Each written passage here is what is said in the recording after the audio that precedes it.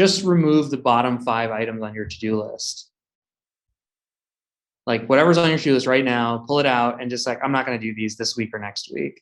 And instead I'm not going to guilt myself. I'm going to focus on these top 3 or 5 that I actually have to focus on, and I'm going to do a better job of those. Hey, you're going to love this interview with Jesse Pujji. We talk all about his newest venture, Gateway X, a holding company for direct-to-consumer brands. We talk about the leadership lessons that he's taken away from Media Goliath Red Ventures, and we talk about some practical tips for running TikTok ads and developing new business ideas. Enjoy.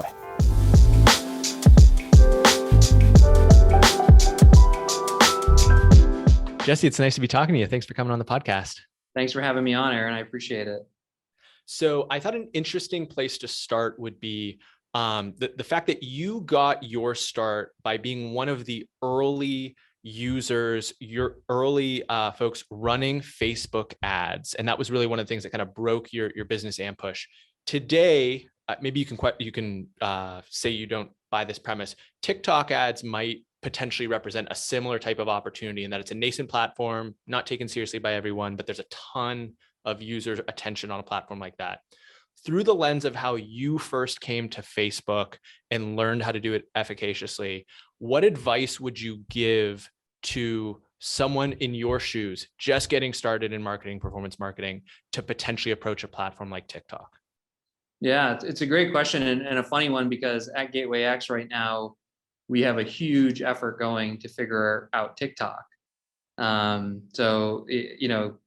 actually do believe that it's very much the second coming, or it's certainly up there. It's hard to know how big any of these things ever will get. But, I think the best piece of advice I can give someone, similar to Twitter, is just do it. Get engaged into it. Stop worrying about whether you're doing it right. Stop asking people for, the perfect advice not to say you shouldn't ask for advice. You can definitely ask people, but a lot of people use that as a way to just not try it and do it, and like start making TikToks, start posting things onto the page, and really get to know and get to understand the platform. And I would light up a marketing campaign as fast as you possibly can for anything. It could be for your local, your favorite local restaurant or a nonprofit you like there's anything you can do to get to start to trying it and doing it, because like anything, every iteration you're going to get 10x better, especially in the beginning. And that would be kind of the approach. I think the other thing I would do is build a lot of relationships in and around the platform. That was a big thing for us, including with the platform itself. So people who work at TikTok, TikTok, the employees and the culture it's a pretty hungry culture. And it's a much more commercial culture than Facebook was. When we worked with Facebook 10 or 11 years ago, we used to joke that it was like a nonprofit. They really did in the early days, pre going public. Facebook did not care about making money. It was just not a priority for them. That changed obviously, but so I would get to know people in and around the ecosystem of a company like TikTok, and then obviously specific to TikTok, just more tactically, the creative and the format of video is so different than anything else that's out there right now, that part of just doing it is you're going to really learn what it takes to create and make something like that, and the scale required to do that, which is, I think there's going to be a whole ecosystem of companies built around TikTok. I mean, Gateway X is a venture studio, so we're incubating and thinking of ideas all the time. And in the last month, just getting to know TikTok, we've had 5 specific ideas. There should be a creator, a music, a non-licensed, not royalty-free music marketplace. I'm sure there is something like this, but it's made for TikTok. The sounds are very specific to TikTok sounds, but it's super easy to use, and it just makes it really easy to produce a bunch of these TikToks. There's gonna be so many ideas ecosystem-wise around, just like there have been around Facebook in the last 10 years. So this company GrowthX is really about getting back to your roots, building new companies, focus on the direct-to-consumer space, leveraging all of your past experiences in running these performance marketing campaigns. Can you just kind of give us a 360 view of the entity that you're building right now? Yeah, sure. So, Gateway X is sort of a venture studio, a unique spin on a venture studio. And there's kind of a few different threads of fabric kind of that tie it together. One is the 10 years I spent building and scaling Ampush, where I worked with, tons of direct to consumer brands, tons of entrepreneurs, really helping them grow and scale customer acquisition. The other one is like really a ton of personal work I've done in inner work, I'd say, around what I truly love and what sort of, what my purpose is, what I want to build, where I get my energy from, and kind of bringing them together. It's like I love coaching, teaching, helping other people learn and grow, and that's the thing where I can when I put my energy towards that, I tend to be at my best. And it turns out entrepreneurship is like a great canvas for personal development and growth. You started a business, that, the lessons you're learning, how much you're changing and evolving as a person. And so I was kind of like, what would a business look like that's how I help people learn and grow by building businesses, and I also got to do all the fun strategic work of building and scaling businesses. Let me also leverage the knowledge I have from Ampush and customer acquisition. And that's kind of what the genesis of Gateway X was or is. And what we're doing, that's, it's a venture studio. We're launching both direct to consumer brands, which sort of leverages my knowledge of that and customer acquisition. Then we're also launching what I'll call broadly is like direct to consumer enablement companies. So both SaaS and services, so either software or services that sell to the brands themselves. So that's kind of the mandate. We're looking for ideas that are sort of between the mom and pop and the venture scale. So part of what we believe is there's a ton of ideas and a ton of room to build profitable 5, 10, $20 million EBITDA type businesses, but you can do that over a 5 or 10 year horizon. You don't have to be $1 billion unicorn in 3 years or you're a failure sort of mindset. And then over time, we can kind of amass a portfolio of those that we build and those that we scale. And so this year, by the end of this year, we'll have launched 4 companies, 2 on the brand side and then 2 on the enablement side. So the 2 brands, one's called Puforia, and Puforia is that fun feeling you get after you take a number 2. We built that, tried to scale it. I can kind of go into the details. Ultimately, it's sort of on maintenance mode now, like for a variety of reasons. And we're launching a V2 literally next week called Unbloat, which is a much better product, more of a pill, less of a powder. And it's really targeted towards a specific demo of like 40 to 60-year-old women. And we found like a very underserved category there. The word bloating is searched as often as the word hair loss. And yet there's like very few products on the market for bloating and a ton, as we all know, for related to hair loss. So we're really excited about that. It launches next week. It's the URL is unbloat.me. And then we have 2 other businesses. One is called Growth Assistant. And Growth Assistant is a really, kind of a fun idea. It's basically a place where entrepreneurs can get a trained, support type growth marketer. So someone who can, help you set up your campaigns or run the emails or look at your URL codes or format creative. They're not a strategy person, and they're in the Philippines and they're $2,500 a month. So it's kind of that entry level junior marketing person, but offshore. And that business has been growing like gangbusters. And then the 4th one is a software business called Kahani. And Kahani means story in Hindi. And we're basically building a software where your e-commerce store will have its own stories, the way Instagram has stories, and you can tap on them and you can interact with them. And they're going to, they're driving up conversion and engagement very meaningfully for the stores we're testing on right now. And I'm like really, really excited. Like, I think we're starting in e-commerce, but I think every website could have our product on it, and stories, can be everywhere on the mobile experience. Right on. So we've covered a couple entrepreneurs like yours, which is partially a story of having some success and having that compound, but really being in this space where you can not be completely like spread thin to the point that you can't really give the best of yourself to anything, but really travel a couple paths and kind of leverage the expertise and skill that you've developed to the max. And Marshall Haas, who we just had on the show, like literally also has a company called Support Shepherd that is a similar premise of leveraging international talent in order to be able to kind of fulfill some of these needs. I'm really curious if you could articulate what you've learned since launching Gateway, which is once again a relatively new endeavor, about managing energy, managing focus, because despite your experience and the ability to, hopefully leverage this against as many business entities as possible, there's still, skills of delegation, skills of just understanding your own mind so that you're not just kind of jumping from thing to thing, but really putting all your weight behind that which you're focusing on. Yeah. It's such a great question. I mean, the context switching is hard, and it's like when I remember through the Ampush experience, helping people level up, and someone who would go from a individual contributor to kind of a half manager to then a full-time executive over 5-6 years. And the executive switch, everyone would go, wow, the context switching, and even within a company, an executive has to go from motivating their team 1 minute to fighting with a bill, maybe with a client the next minute, to then selling the company in a recruiting meeting. So even the normal job for a single company CEO, context switching is challenging. And in the world I'm living in, it's hard. So I don't want to make it sound easy, nor do I want to make it sound like this might not work, right? Like I don't know.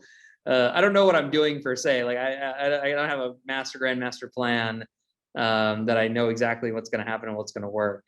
But I think some of the things I try that have helped me, one is like really knowing where my strengths are and where I bring the value and where I don't. And so, I bring value in some of the like marketing ideas and creativity around that. I bring value in problem solving in a resourceful fashion. So if we can't figure out how to get something done, helping think through how we may get that thing done. I bring value with my network and being able to help solve problems that way. I bring value by being, helping make decisions when people are stuck. But I'm not I'm not a great product manager. I'm not good at inventory or logistics. I'm not great at necessarily even keeping trains running on time, like in an operations context. And so those are some of the, hiring great people around me and being very conscious of those things has created made a lot of value, right? And so I try to only spend my time on the things that I think I'm going to add a lot of value, and typically the things that are going to give me energy back that I enjoy doing, because those are kind of where I'm at my best. So that's one big one. There's a ton of tactical stuff. Like I meditate every day or almost every day. I also like when I go into meetings, I usually spend the first minute or two with the team getting present in some way. Like, hey, let's just close our eyes, guys. And like, I'm sorry, like you may not need this, but I need 4 breaths. Like I need to kind of like forget what I was just doing. And I need to come here and remember, okay, I was just talking about how we're going to run ads on TikTok for this brand. And now we're going to talk about this bug that's in our software that we're trying to ship. And it's like, holy shit, they couldn't be more different. And even the tool belt I need to pull out. So getting present is a really big one for me. And sometimes it's breathing, sometimes it's like, let's do some jumping jacks, like whatever it is, just to kind of create some switch between the two things that I'm doing. I'm really good at email. That sounds so stupid, but it's such a big thing. Like my inbox ends at 0 every single day. And that's just like, it helps me triage everything, what's going on, how's it going on, what needs my attention, what doesn't need my attention, and knowing kind of, again, I don't think I'm great. I think I'm like probably C+ or B- at it still, but better than a lot of people, which is like knowing when to get deep and when to kind of pull back and let things kind of unfold a little bit, and like just getting good at that.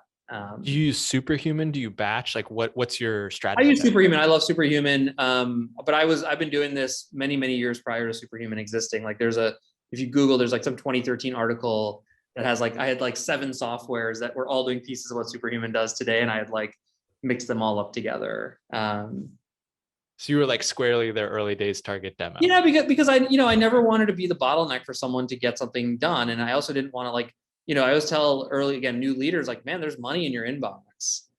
Like so the idea that you haven't seen the email yet. And I think part of my method and my approach is I want to see everything. Once I've seen everything, then I can triage and manage how I want to do it. That doesn't mean I do everything in that moment, but I want to see everything. So I, probably 2 or 3 times a day, I triage down to 0. Well, there's a book called Frenemies that was about some of the like biggest agencies in the entire world. And I'm blanking on which specific character it was, but just an anecdote that always stuck with me was that the head of it was notorious for always replying. Like people would email him at 8 and like they'd hear back promptly at, whenever the thing may be. And one interpretation of that, which is completely valid, is I don't want to live like that. That ain't for me. But the other, notion of like how plugged in someone who built one of the biggest agencies in the world had to be in order to reach that level. I'm sure he found all sorts of money in his inbox super promptly before other people. And, you kind of have that similar background. And I also want to push back, I appreciate the humility. I don't know if this Gateway X thing is going to work yet. But you have a framework, or at least I would say probably some mentors and other kind of models that you could pull from, which is your past company, Ampush, that you built, sold to a company called Red Ventures, which is another kind of holding company that's figured out how to, do the culture and the spin out and the acquisition thing really effectively. And they're a company that, most people have actually probably come into contact with without knowing it, right? Between CNET and the Point Sky and Lonely Planet and all these other entities that they own. So can you just talk a little bit about what you've taken from them, particularly as a holding company that can accomplish such growth and scale, kind of behind the scenes? Yeah. I'm glad you asked about that. They bought a minority interest in Ampush. Actually, they didn't acquire the whole company. But they, yeah. That's fine. I just want to, they're amazing partners. And part of the reason I think I've gotten more humble is meeting them. Like I like when I was 30 years old and Ampush had only grown and scaled, I was like, yeah, I'm a like 8 out of 10, 9 out of 10 entrepreneur. And then I met these guys, and Rick in particular, their founder and CEO, who's a dear friend and mentor to me. And I was like, holy shit, I'm like a 4 out of 10. Like this guy's playing 6-dimensional chess in 5 minutes in something that would take me a day, and so that's kind of important, right? It's like constantly seeing that there's levels to it, not to psych yourself out or to make yourself feel less than, but to actually just like keep yourself humble and also keep learning. And so, yeah, like, man, there's so many things I could tell you about how amazing there is, but I think some of the things, they have a very singular culture. And all the great companies do. McKinsey does, Facebook does. And what that means is not, it's not a certain type of person. There's all kinds of different people there, but there are certain things that really come to the top in their business, right? So, in their case, they're very action oriented. They're very focused on the bottom line, not the top line. They're really like quantitatively rigorous and oriented around numbers. Everything's oriented around numbers. And they're really nimble with how they move people around, and they move anything around. Like Rick has one of his many beliefs is everything's written in pencil, and it's like anything can be erased, anything can be changed. And he, there's one thing to say that, he lives that. I mean, they would acquire businesses and restaff 100 people from one project going on in their company overnight to another business. And if you or me tried to do that, it would not work, because you have to have people and a culture and an orientation that has that level of nimbleness in them. And so they've really just built that as a they're very decisive at every level. And they're really big on this. I think there's companies like Disney and others who are really big. Like their executives do not manage people, or not to say that they're very compassionate and great about people and culture in that sense, but they don't manage people. They don't, like, if you think about the traditional executive, it's like, I'm the VP of this group. I have my 5 directors and each director does X, Y, and Z. They're from top to bottom, from Rick all the way to the most junior person, everybody manages the business. And what I mean by that is the metrics, the numbers, what drives outcome, what's going to make it grow and scale. And so if you talk to a very senior executive at Red Ventures, they would know the click-through rates of their business. They would know how much one click-through rate needs to improve for, their Facebook channel or something like that for X, Y, and Z to happen. They'd probably know the top creative in a campaign, and they might be running a 9-figure EBITDA business, right? So they're huge businesses, and that's how dialed in from top to bottom everybody is in the business. And that's a really unique. So it's not that they're not always operating there, but they can go down to the bone whenever they need to go to the bone. It reminded me of, like, I'll give you a specific anecdote, unrelated. I met the president of Disney Plus a couple of years ago, and the Kevin Meyer, or no, is Michael Paull. Okay. And the guy manages 1,300 people, this huge operations a few years ago. And he like had a very in-depth toe-to-toe conversation with me about Facebook attribution.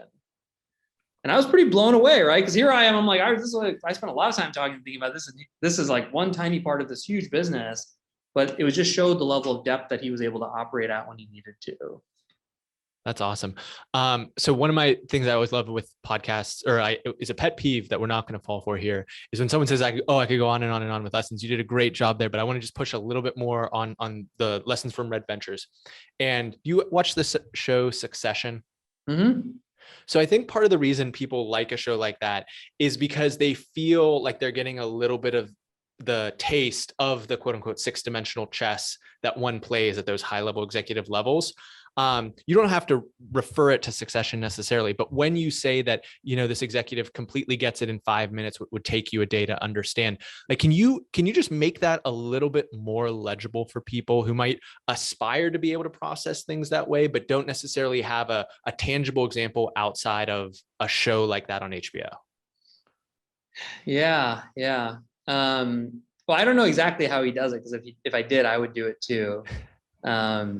And I'm not there yet. I'll give you an example of a common. I'll give you a really cool example, actually. So at Red Ventures, somewhat organically, there's this thing they're pretty famous for called business reviews, and every company does business reviews, but theirs are a little bit different. They're no longer than 15 minutes long. They're less than 3 slides. So you bring in more than 3 slides, no one's going to talk to you. Wow. And they will sit down for a day and they will have 16 business reviews, or no, not even more than that, 20 business reviews. So you walk in, and it started by obviously just meeting with Rick and the management team, and maybe a VP level or director level come in, hey, here's what I'm planning on doing. Here's what I think we can grow. And then Rick had this idea. He said, you know what? Like, why don't we show the whole company how we make decisions? So then he just made this a completely public meeting. And so now it's like a 500 person meeting. It happens once every 4 to 6 months, depending on the cadence of their business. And you come in and you basically within 15 minutes you'll bring your top problems, what's going to generate the most incremental dollars in terms of EBITDA or profit, and you'll square off and have a conversation with Rick about it, and really Rick and the team, and hey, I don't think this is a good idea. Like, I think you're missing something. I think you need give that CEO a call and really talk through these different issues with him, or the pricing model that you're leveraging on healthline.com. I think you're missing that we could be charging more based on lifetime value, not based on CPA. And that they're really deep, but they're very fast and very decisive, and they walk away with clear decision making. So that's like an artifact. Now I saw that, and I'm a young, eager CEO. This was maybe when they first invested 4 or 5 years ago. And I go, we're going to do business reviews also, of course, right? And it turns out you can't microwave that kind of thing. Like I tried it. I said, okay, 3 months, guys, I want you all to walk in and you have 15 minutes. And my team gave an amazing effort, but they didn't know what issues mattered. And I realized I didn't know certain things about their different client situations or different parts of the business, that what was driving what. And it ended up becoming kind of like a dog and pony, sort of like we didn't actually make any real decisions in the meeting, because I wasn't up to speed enough, or they brought up 3 issues. I go, those issues don't seem like important ones. What about the fact that the client, the new CMO in place? And so we tried it probably for 2 years straight. And eventually it still exists, but we pared it down pretty dramatically, and we focused a little bit more on learning, but it just wasn't. It's a great example of something that, man, you see that's culture. Like I got to attend them at Red Ventures. I was there, so I got full access to them. I got to see what they were like, and I tried to replicate them in my own organization, and I wasn't successful. So that's culture, right? That's something you can't just microwave from someone. But it's a really cool example of the dynamicism that exists there. Absolutely. And it seems like that would just be such a powerful tool for, almost implicitly, like training up your team, because if they're watching all these different pitches and they're getting, like, I always think about it, my mental reps, right? When I'm on the field I used to play ultimate frisbee. When I'm on the field with like the very best throwers who just see the field differently, you start to see the field in a different way. And, maybe not every person in their 500 person organization can, make every single decision, obviously not, but they start to at least kind of comprehend the bigger picture outside of their maybe small domain that they're working in. Yeah, totally. And like Rick has one of his, again, many beliefs, like, he wants everything that he's going to underwrite or take on to be a three-fer. Right. And so it's like, and one of, behind that is like a common business mistake is like, well, we can either go for profit or growth. And he's very wise. And he goes, well, wait, why is it an either or? Why don't I only have a certain amount of time in the day. So why don't I only do the things that are going to both be profitable and help me grow? Because I only have time for 3 initiatives at any given moment anyway. But then his three-fer thing is even more of that, which is anything he takes on, he wants it to have like three sort of value adds, right? So in this case, it's like he learns more about his own business units and what's going on. He gets to make decisions with his executives in a very fast, and then people get to learn and see how the whole group thinks about things and how they think about business. So that's like it's a cool example of a three-fer those business reviews they do. Right on. Well, you said earlier in that you were humbled. You were 30 years old or so, thinking you're pretty hot stuff because of the success that you'd accomplished. And when I was prepping for this interview, I was talking with my wife about how around 2015, 2016, you guys managed $350 million worth of ad spend, which I can understand why one would think that they were pretty hot stuff after, building a business to that degree of scale and working with companies like Dollar Shave Club, Peloton, Uber, Hulu, Birchbox, what have you.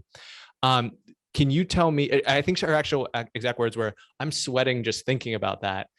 So tell me about the process of, when you were sweating that stuff, and then what it took to not necessarily be sweating when you saw that amount of number running through your business. Yeah, I mean, honestly, it's a good question. Like, it was probably more than 350, by the way, but I was like definitely the frog in boiling water. So I don't ever remember waking. I do remember there was a couple of moments I remember with my co-founder Nick.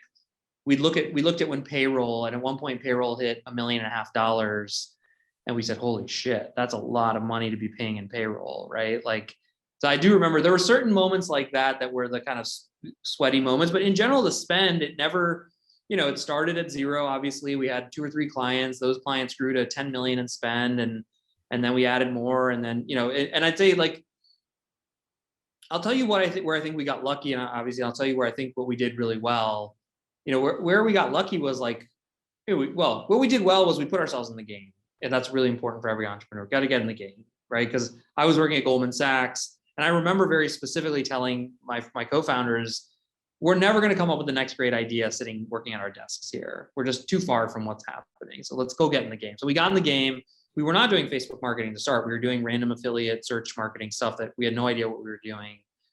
And we were in the right place. Therefore, because of that decision, where we got lucky was Facebook. It launched, and we were like there, ready to pounce on it, right? And that was kind of a lucky stroke. And then kind of the second or third lucky thing was, the fact that Uber did business with us, or Dollar Shave Club did business, or Supercell, was not because we were anything special. It was because there was like 4 companies who knew how to do Facebook ads. We were one of them. And so they talked to us, right? And we sold them and all that stuff. What we did really well was we were really good at hiring bright people and investing in training them. And so what happened was, once Uber did start working with us, I go, wow, we would like to hire these people. They're really smart people, and they're doing a great job with campaign management and communication. And so we actually got just really good at scaling by hiring people who had no background in marketing or advertising and training them in how to do that. That was the thing that we did really well that allowed us to continue with these mega companies and help them scale and grow their customer acquisition. And from a decision-making framework, from the standpoint of these clients, I think that someone who's in a kind of more novice position would say to themselves, well, Uber raised all that money, or Peloton saw their, market cap skyrocket, so they can, issue all sorts of equity grants to potential people that they could bring in-house. What is it that as a service provider keeps you relevant? Is it as simple as like, hey, when they spend money with us, they end up making more money? Or like, are there other elements that you've learned from being a client service provider that keeps you relevant to these companies as they go from, seedling, Series A, to some of the Goliaths of our modern economy? Yeah, I mean, well, but some of it is honestly like Ampush has gotten really good at particularly supporting the S curve, and then oftentimes when they do exit or they're going to exit, they'll take it in house or they'll change the way they're approaching it. So it's not that, I think we fought that for a long time, and we did come up with a bunch of ways that have worked, many of them, to making us stickier and better. But a lot of it was also just realizing that there's a natural cadence to some of those things that you have to sort of be okay with and be prepared for. I think the biggest thing, by far, is performance. And related to that is growth, like good economics and growth. And it's like if you can keep delivering more and more results, like anything, no one's gonna press on that or push on that, right? I think the second one is relationships, which is like if like Uber's a great example where we scaled all of Uber's driver acquisition in North America, and then they go, okay, we've worked for you guys for 3 years, we're going to take that in house, like that's a natural part of our evolution. And they said, but we're going to give you guys international, and international was 3 times the size of US, right? And it was like, well, we had relationships, right? Like, and we like, that was a way we could actually scale the business, because even though literally North America was going in house, like we were getting international, and that was plenty for us to eat and spend time building. And I think the third one that's probably the most interesting for a service provider is data and insights. That's the one thing we do have that no individual client will ever have, which is we can share what's happening across the board, what are different areas that are popping up, why are we staying closer to the problem than they are, innovating new channels like TikTok, just because we have that market knowledge and intel. That's a really powerful thing. Right on. All right, I've got 5 relatively quick hits here, and then we'll aim towards asking our standard last questions. These are probably the most selfish ones. The whole thing's selfish because I get to talk to smart people. Same thing, like you say, you like being around other people that are operating at a higher level. Puforia and the pivot to unbloat. Can you just take us through, because it's always, hey, we accomplished this, we knocked this out of the park, whatever. You were very candid already with one of the failures in terms of getting that like 15-minute presentation thing implemented in your company, but the original idea wasn't quite landing. Can you just take us through like the, hey, you just need to stick it out versus we kind of need to pivot, we kind of need to let, release that tight grip on the idea that we had so that we can go grab a better idea? Yeah. It was a tough one. What went well about it was it got me in the game, and I had never built a brand, and so I wanted to do the things I wanted to get a Shopify site up, and I wanted to get inventory, and I wanted to get a 3PL. Obviously, I know the growth part really well, but I didn't know all those other pieces of it, and that in that sense was super helpful. It sort of taught me the limits of performance marketing, because I was literally like, man, with a good funny brand name and some clicky ads, we're going to charge a premium to these relatively commoditized supplements. And like, it didn't work. Our conversion rate almost never got beyond 1.5%. And so, I think the decision was a fewfold. We learned a lot about our customers through the process of launching Puforia. And we realized that the brand name and the brand was not appealing to them. It was like me being silly and thinking that could be funny, but it turns out 75% of our customers were women, and women were the most interested in things that help their digestive tract. Men were not all that interested. And so we're like, well, this name just didn't appeal to women, even though a lot of women would come to it. And that was kind of the customer thing. So that was a good learning. One of the SKUs we had was a fiber product, and it was expensive to ship. It was like our margins were lower, and retention and returns were horrendous. Like 10% return rate, retention would fall off after 3 or 4 months. And meanwhile, when people bought just our probiotic, which was like our afterthought product, retention was amazing. Nobody ever complained about it, and the economics were better. So we were like, oh, that's interesting. And then I think the third one was like, we got really specific about a customer and a pain point in a way that Puforia was just like, everyone poops, everyone could poop better. Like it was very soft when it came to, whereas what we heard, this code word from women, which is like, I don't like the word poop. Like, well, how do I think about it? Well, bloated. I don't like being bloating. I don't like, that's like not a happy feeling. And there's a lot of emotional and sort of physical things tied to that feeling. And it was funny because this really came bottom up from running it. And then we validated top down by going, wait, tons of people are searching this term. This seems like there's 1/3 of women have it. Like there's something to this. And then we realized that there was an opportunity with our manufacturer to build a product that nobody else had on the market. And our product specifically was like a probiotic, but it included all the like special digestive enzymes, like, you have lactose intolerance, but you'll have other intolerances, a bunch of natural stuff, magnesium. So we were able to put together a product that wasn't there. And so I think it was like a bunch of it. It was the economics, it was the marketing, the brand name, it was who we went after specifically, and then it was like improving the product. And so I think it was all those things kind of. So I think when there was enough things wrong, that let us quit versus keep going. To kind of answer your bottom line, your answer, right? Like we pushed for like 4 or 5 months. We tried a lot of different Hail Marys, a lot of big swings. We could not move the conversion rate despite everything I know. And I've doubled and tripled conversion rates for clients. So I've seen a lot of that. And at some point you got to go, it's something very fundamental to this. It's the brand, it's the product, some, combination thereof. And if we're going to iterate the product, the brand's not that hard to iterate. Let's just iterate the whole brand. Got it. Well, I'm sure it wasn't cheap, but that is a really helpful kind of framework for how to troubleshoot something like that.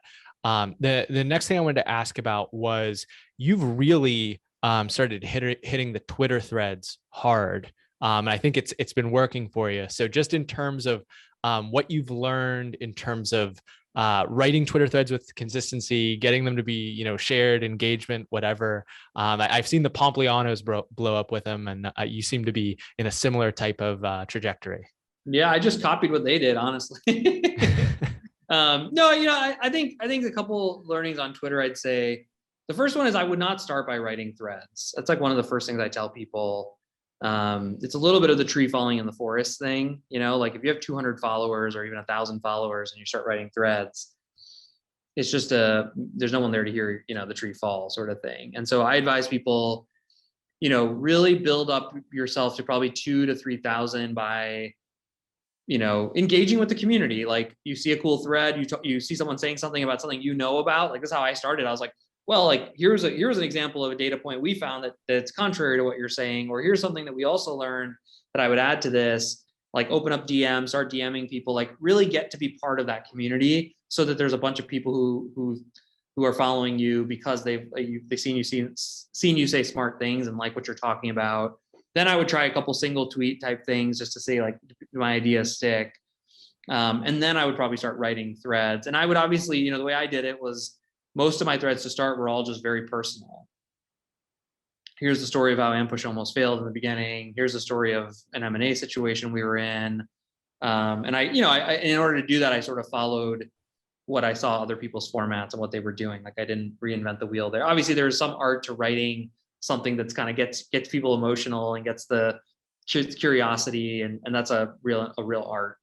But those principles of copywriting were probably also what you were using with some of these Facebook ads, right? Like it's not that different in terms of stimulating action, stimulating interest. Yeah, get attention, generate curiosity. There's the influence principles, social proof, shield on. Like there's some, and maybe it's so innate I don't even realize, but it's like, one of the first threads I wrote was like setting up the situation for the beginning of Ampush, and we almost failed, or we had failed. We thought we were over, and then everyone goes, "Oh my God, I want to read this," right? And they want to get into it.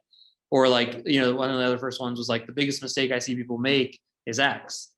I'm going to unpack it now, and you're going to, people are getting curious about it. So I think those things matter. And then, the thing I do every week now is I write a bootstrap giant, and it's probably one of the more fun things because I love learning about these stories. Like I love, we have one coming out tomorrow that's like such a cool story. It's so inspiring for me. It's so energizing for me. And then, when I write it, people love them. And it was, everyone goes, "Oh, it's such a good idea." And I was like, where'd you come up with that? And it's so funny because I'm like, I knew I like those stories. Like, I love how I built this. I particularly love when it's bootstrap because I feel like it's got a certain richness, texture to it. But the first one I started, I was like, I love these stories. Let me just write one and see what happens. And the first one I wrote, it was insane. And I was like, oh, I'm going to try another one. And so I did not have a master plan of like starting to write those. It just sort of, it came through me in a way. Well, that perfectly leads into my third of the last 5 here, which is, in my opinion, the most intriguing of the threads that you've written, because I have a 4-month-old daughter and I am not getting enough sleep. So for the good people listening, and selfishly for me, can you talk about teaching children to sleep when they're very young? Have you read the thread? I have. Okay. I'm not gonna tell you anything new. I mean, so I've had this conversation a lot, when you talk to new parents, and what I observed in the world when I talked to parents was, how's being a parent? And the degree to which they said most amazing thing in my life versus, woo, no parent says it sucks, but they'll say, this is really tough. Of course it's worth it, but it's tough. And I'm not really, and I miss my old life. And like, there's this big variance in people's response.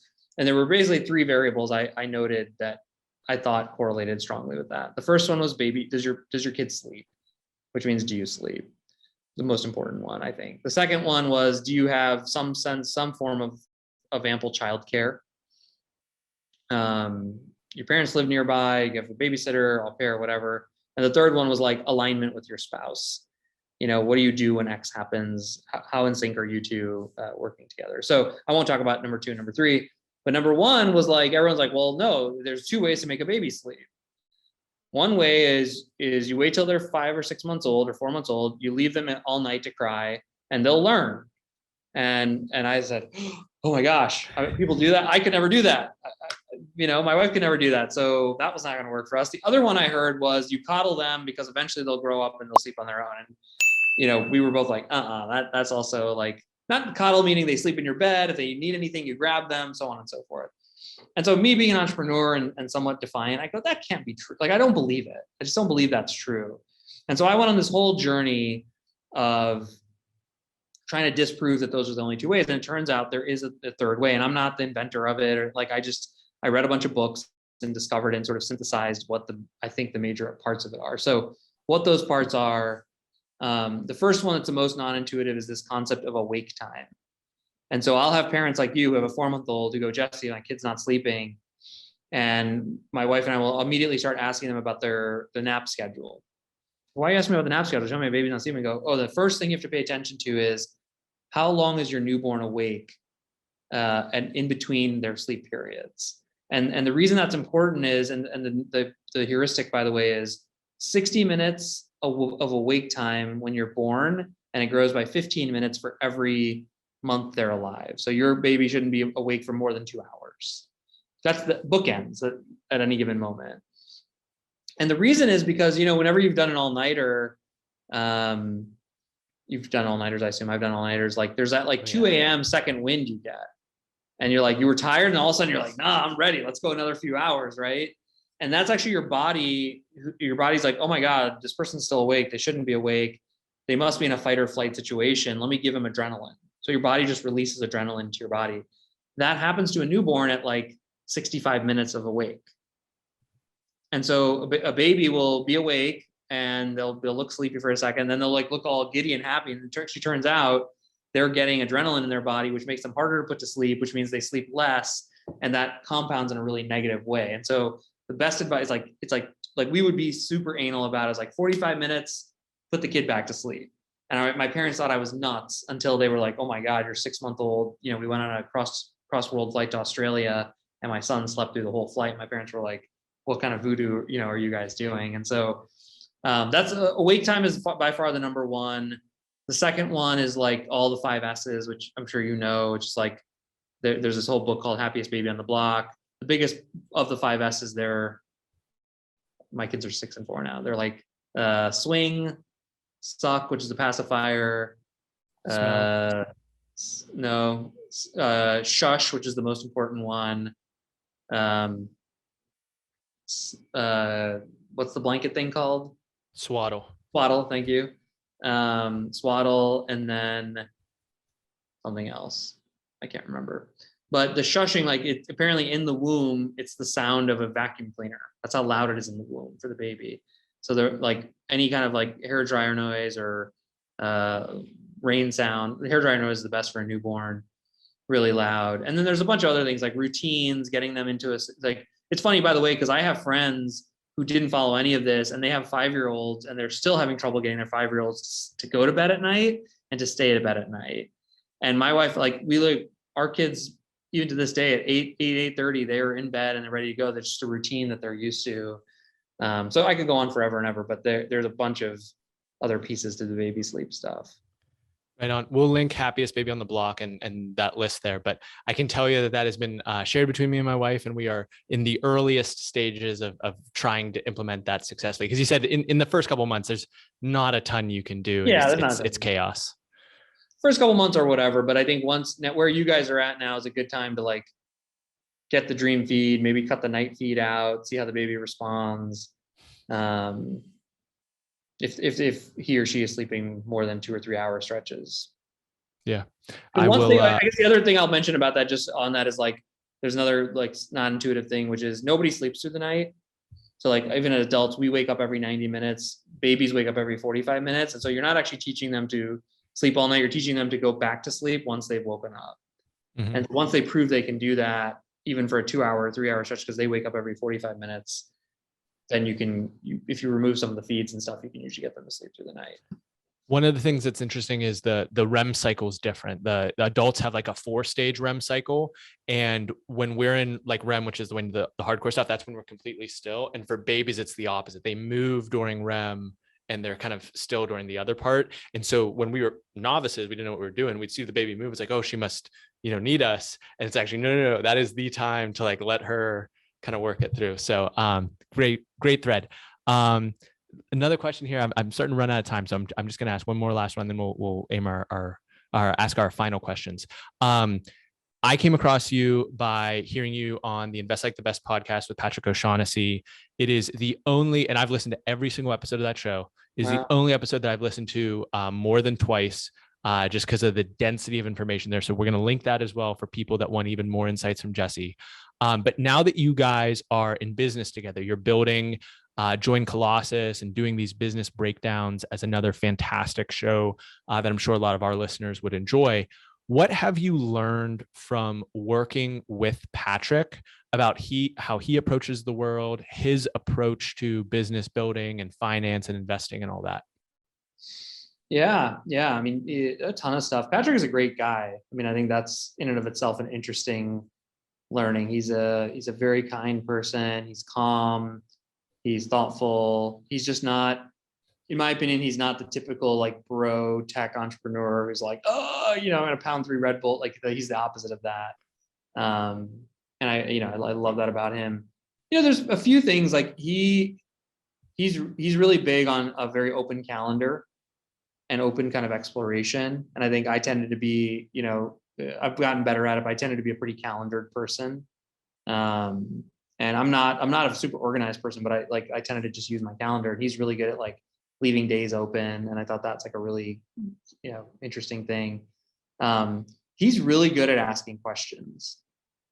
And again, I'd say my default prior to that was being more of the, I was like a nationals and debate and public high school. I'm used to talking and saying things.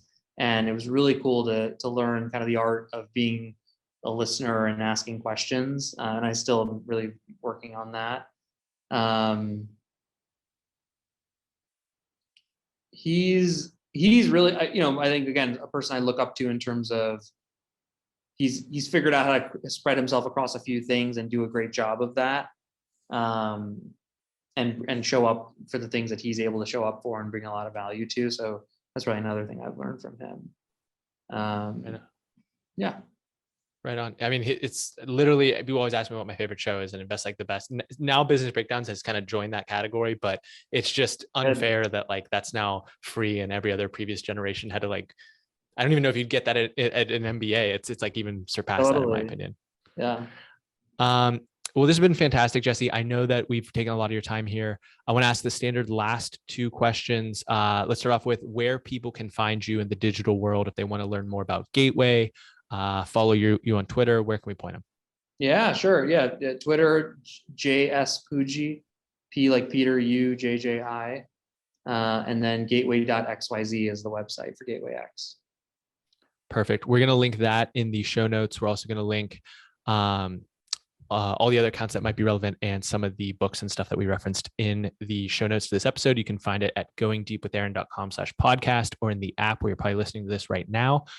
But before I let you go, Jesse, I would like to give you the mic one final time to issue an actionable personal challenge to the audience.